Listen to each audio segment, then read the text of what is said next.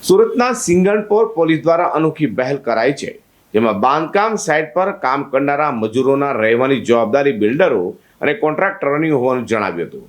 અને જો કોઈ મજૂરો રસ્તા પર ઊંઘતા હશે તો તેઓ પાસે કામ કરાવનારો સામે પગલાં લેવાશે તેમ પણ જણાવ્યું હતું. છેલ્લા ઘણા સમયથી રાત્રિના સમયે કેટલાક વાહન ચાલકો બેફામ વાહનો હંકારી રોડ સાઈડે ઊંઘતા મજૂરોને કચડી મારે છે. ત્યારે આવી અકસ્માતની ઘટનાઓ અટકાવવા માટે સુરતની સિંગણપોર પોલીસે અનોખો પ્રયાસ હાથ ધર્યો છે.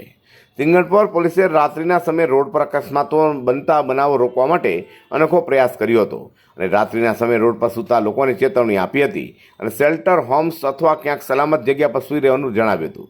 જ્યાં નોકરી કરતા હોય ત્યાં બિલ્ડર કે કોન્ટ્રાક્ટર સુવાની વ્યવસ્થા કરે અને જો આમ ન કરે તો પોલીસને જાણ કરવા પણ મજૂરોને જણાવ્યું હતું. સાથે પોલીસે કન્સ્ટ્રક્શન સાઇટ પર કામદારોને સુવાની સગવડ કરવાની કોન્ટ્રાક્ટર અને બિલ્ડરોને હાકલ કરી હતી. પાલિકાના વહીવટી તંત્ર સાથે સંકલન કરી કતારગામ તાપી નદીના કિનારા પાસે શેલ્ટર હોમ ખાતે રહેવાની પણ લોકોને પોલીસે સગવડ કરી આપી છે. Bureau report G10 news.